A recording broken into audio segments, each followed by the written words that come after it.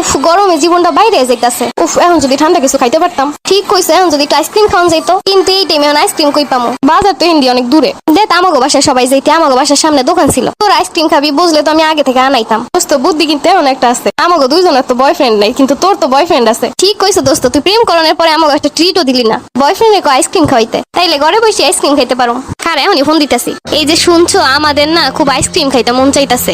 আমাদের বলতে? আরে আমি আর আমার বান্ধবীদের। ও আচ্ছা। তুমি অনেকগুলো কোন আইসক্রিম নিয়ে আমাকে বাসার সামনে আহো। কিন্তু আমার লুতুপুতু পাখি, আমি তো এলাকায় নাই। এলাকায় নাই, কই গেছো? বন্ধুদের সাথে একটু দূরে আইছি। সেইখান দিয়ে কখন আসবা? তা তো ঠিক জানি না। তাহলে কি তুমি আমাকে আইসক্রিম খাওয়াবা না? আমি থাকলে তো ঠিকই খাওয়াইতাম। তুমি এত কিছু জানি না, যে জায়গায় থাও না কেন তুমি আমাকে আইসক্রিম এনে খাওয়াবা। তুমি তো এত চেষ্টা আসালা না, হঠাৎ করে চেষ্টা হয়ে গেল কে? চেষ্টা হয়ে গেছি মানে? ও তোমারই বলি নাই, অন্য একজনের বলছি। আচ্ছা আইসক্রিম নিয়ে আসলে বইলো না, আর ফোন দেওয়া লাগবো না। থাক ভাই, আমাকে আর আইসক্রিম খাওয়ার শখ নাই। দোস্ত না নিয়ে তো এলাকায় নাই। হ তা ভালো করে বুঝি, তোমার বয়ফ্রেন্ড খাইবো না দেখে কইতাছে এলাকার বাইরে আছে।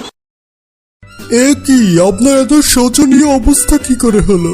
তেমন কিছু না, শুধু বন্ধুদের সামনে বলেছিলাম আমার শীতের থেকে গরমকালই বেশি পছন্দ। তোর বন্ধুর জায়গায় আমি থাকলে তোর একবারে মাইরাই ফেলাইতাম।